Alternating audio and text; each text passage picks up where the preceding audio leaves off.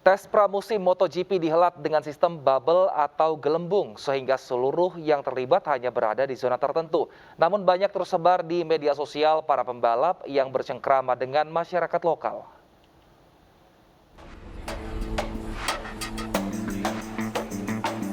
Tes pramusim MotoGP di sirkuit Mandalika, Lombok Tengah, Nusa Tenggara Barat digelar dengan sistem bubble atau gelembung karena berlangsung di tengah pandemi COVID-19.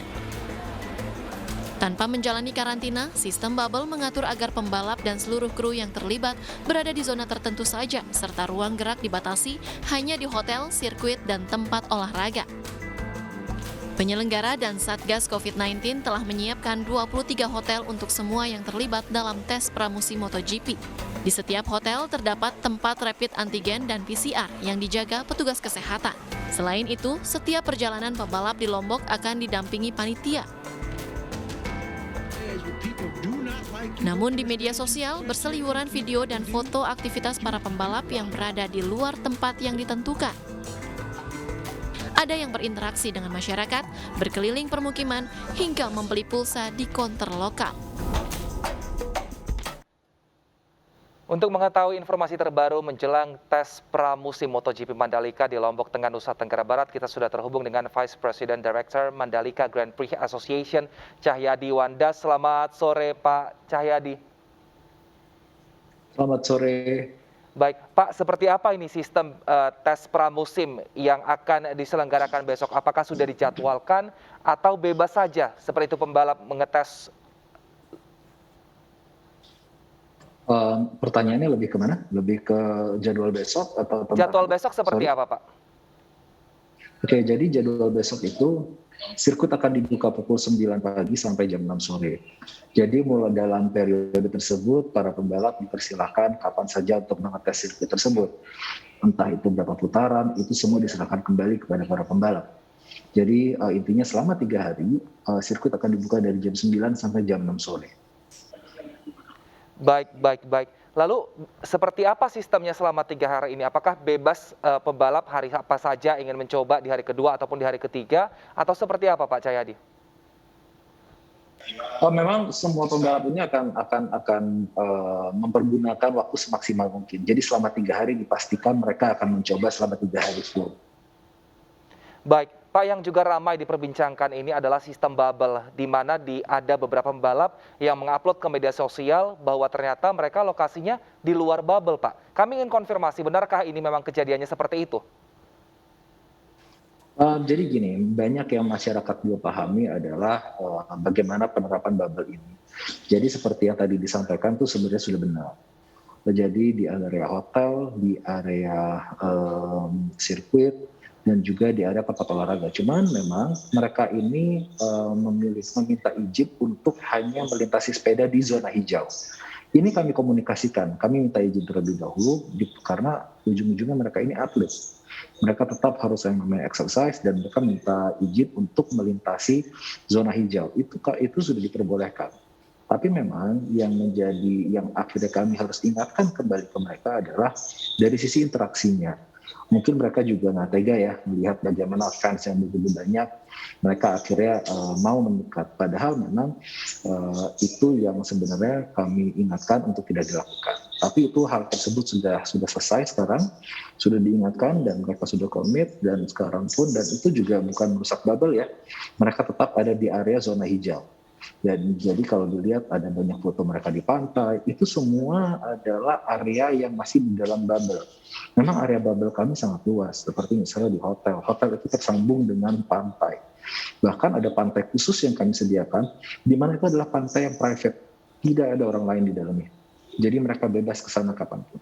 Jadi ini yang memang yang pengertian bubble itu adalah mereka tidak berinteraksi, dan kami sudah mengingatkan dengan tegas dan mengenai yang kemarin yang banyak beredar, dan tapi yang patut diingat, jalan yang mereka lalui adalah jalan yang memang zona hijau, dan mereka tetap setelah itu dites dan hasilnya tetap negatif. Tadi pagi kami sudah lakukan tes dan mereka baik-baik saja, dan besok akan kembali dilakukan PCR. Jadi secara prosedur nggak ada sesuatu yang mengkhawatirkan, semua tetap terlaksana, dan dia juga tidak pecah.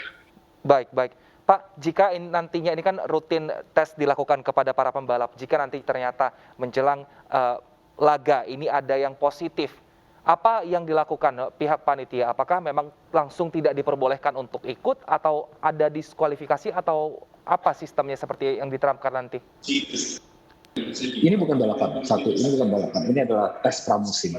Artinya begitu mereka terjadi ada ya kasus yang positif, kami sudah berkoordinasi dengan Dinkes, dengan Satgas, kami akan isolasi mereka. Ya jelas, artinya apabila itu adalah seorang pembalap, ya mereka pasti tidak akan bisa ikut pramusim.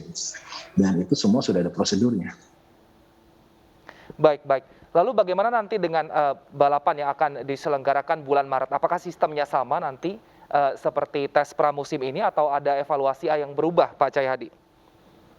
Memang pramusim ini menjadi ajang latihan ya bagi kami semua, ajang evaluasi. Setelah ini semua selesai, kami akan kembali evaluasi, kami akan berkoordinasi kembali dengan pihak Satgas dan juga Kemenkes untuk mencari pola apa yang terbaik nanti di bulan Maret. Baik, baik. Nah, Pak, ini kan mengenai travel bubble tadi, kan warga Nusa Tenggara Barat ini mengharapkan juga ada yang berpengaruh terhadap mereka perekonomiannya. Nah, bagaimana nanti saat mungkin wisatawan datang ke sana, apakah travel bubble ini juga akan diperluas atau justru ditiadakan sehingga ekonomi masyarakat di sana juga nanti mungkin bisa naik saat balapan ini digelar? Entah itu sistem apapun yang diterapkan, saya rasa memang impact multiplier effect untuk ekonomi pasti akan terasa. Seperti sekarang aja, hotel-hotel sudah banyak yang di-booking, lalu rent car sudah banyak yang di-booking. Artinya juga ini dan juga kami merekrut marshal lokal. Artinya lapangan pekerjaan terbuka, wisatawan datang. Lalu juga UMKM berkesempatan menjual produk-produknya di sirkuit sebagai merchandise. Jadi saya tidak melihat adanya sebuah halangan ya bagi masyarakat Lombok untuk menikmati impact ekonomi dari pergelaran ini. Baik, baik. Pak, ini bagaimana reaksi pembalap melihat Indonesia, melihat Mandalika khususnya? Apakah ada masukan atau kritikan yang diberikan kepada panitia baik mengenai sistemnya atau mungkin juga alamnya? Saya baru saja jalan bersama para pembalap keliling trek. Saya tanya langsung ke mereka atau pendapat kalian.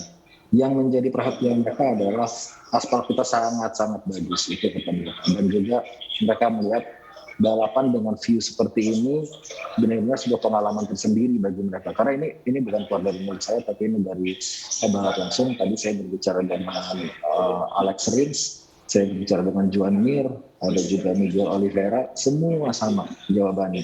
Lalu kalau kita kembali melihat postingan para pembalap yang sempat diposting kemarin, bagaimana Marquez, bagaimana Vinales, semuanya memuji keindahan alam Indonesia dan mereka semua jatuh cinta. Pagi pun kan, saya juga sempat berbicara cukup lama dengan Marc Marquez. Bagaimana dia bilang Indonesia ternyata bukan cuma Bali. Indonesia benar-benar indah dan Indonesia benar-benar sebuah destinasi yang membuat dia jatuh cinta. Itu dari dia langsung. Baik, terima kasih Pak Cahyadi Wanda. Kita harapkan semoga nanti untuk tes pramusim ini bisa sukses dan juga nanti ajang balapannya juga bisa sukses. Terima kasih Pak, sehat selalu.